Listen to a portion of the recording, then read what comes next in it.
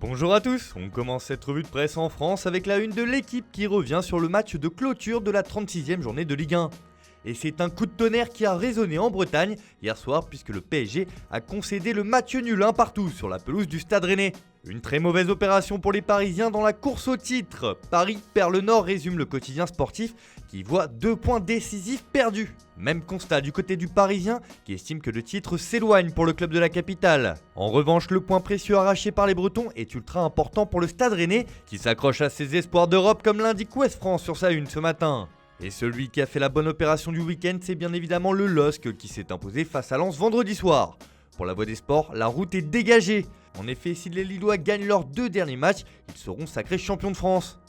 On file en Angleterre où Manchester United a retardé le sacre de son voisin, Manchester City. En s'imposant 3-1 sur la pelouse d'Aston Villa, les Red Devils ont empêché Manchester City de s'adjuger le titre cette saison. Et c'est une nouvelle qui fait les gros titres du Daily Mail qui s'en amuse ce matin. Remettez le champagne dans la glace, City, exhorte la publication anglaise qui fait référence à la sortie de Pep Guardiola la semaine dernière qui avait annoncé que le champagne était au frais. United prolonge l'attente de Pep pour le titre, écrit encore le journal. Mais la grosse frayeur du match vient de Harry Maguire, sorti blessé après un énorme tacle d'El Ghazi. Le Daily Star le renomme même le mordeur de cheville. Une sortie prématurée qui inquiète Manchester United pour la finale d'Europa League le 26 mai prochain. Et encore plus l'Angleterre, comme l'indique le Daily Telegraph, qui craint que le défenseur ne soit trop juste pour l'Euro et soit obligé d'y renoncer. United et la sélection sont dans l'attente pour Maguire, indique le journal. C'est donc presque tout un pays qui retient sa respiration.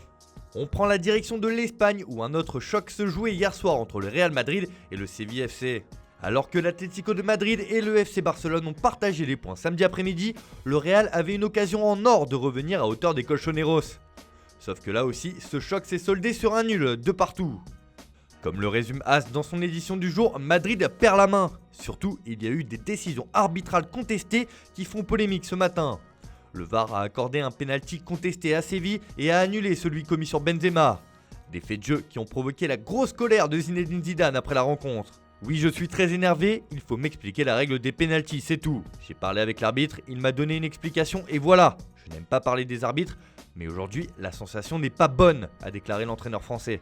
De son côté, Marca estime que ce match change la Liga pour la fin de la saison. Le championnat est désormais entre les mains de l'Atlético. L'équipe de Simeone compte à nouveau sur elle-même pour être championne, résume le quotidien madrilène. De son côté, l'Estadio Deportivo revient sur cette main polémique alors que Séville, comme un symbole, n'a pas réussi à l'emporter sur la pelouse du Real depuis 13 ans. Les Sévillans gardent tout de même le podium en ligne de mire. Enfin, pour El País, cette Liga passionnante est digne d'un film d'Alfred Hitchcock. Le suspense reste total en Liga. On traverse les Alpes direction l'Italie où l'AC Milan a frappé un grand coup dans la course au podium hier. Les rossoneri se sont imposés 3-0 sur la pelouse de la Juventus. Un tour de force qui leur permet de reléguer leur adversaire du soir en 5e position et à eux de s'installer à la 3e place du classement. Forcément, ce matin, la presse transalpine réclame haut et fort le départ d'Andrea Pirlo, à l'image du Corriere dello Sport qui juge que la vieille dame a été débordée par le Milan. Après 9 scudetti consécutifs, la Juve n'a rien réussi cette saison et c'est donc l'ancien milieu de terrain qui est dans l'œil du cyclone. Surtout sans la Ligue des Champions en fin de saison. Tuttosport a vu un super Milan et dit déjà au revoir à Pirlo. Des rossoneri débordants ont manqué un penalty mais triomphent avec des buts de Dias, Rebic et Tomori. Une Juve horrible emportée glisse à la 5e place avec un coach indéfendable, cartonne le journal turinois. Pour la Gazzetta dello Sport, ce qu'a réalisé le Milan hier soir est une véritable merveille face à une Juve complètement écrasée. Les heures sont désormais comptées pour Andrea Pirlo. On termine ce tour de la presse en Allemagne où on en sait un peu plus sur l'avenir d'Hansi Flick. Après avoir annoncé son départ du Bayern Munich en fin de saison, l'entraîneur allemand a remporté la Bundesliga ce week-end avec le club bavarois. Mais au Bayern, on milite déjà pour que le coach rejoigne rapidement la sélection allemande. Comme l'indique Bild sur sa une, Karl-Heinz Rummenigge demande à la fédération allemande de vite se mettre d'accord avec Flick avant que celui-ci ne soit tenté par un challenge à l'étranger. Je le souhaite à la DFB de se mettre d'accord avec Flick. Ce serait un premier signe positif, a déclaré Rummenigge.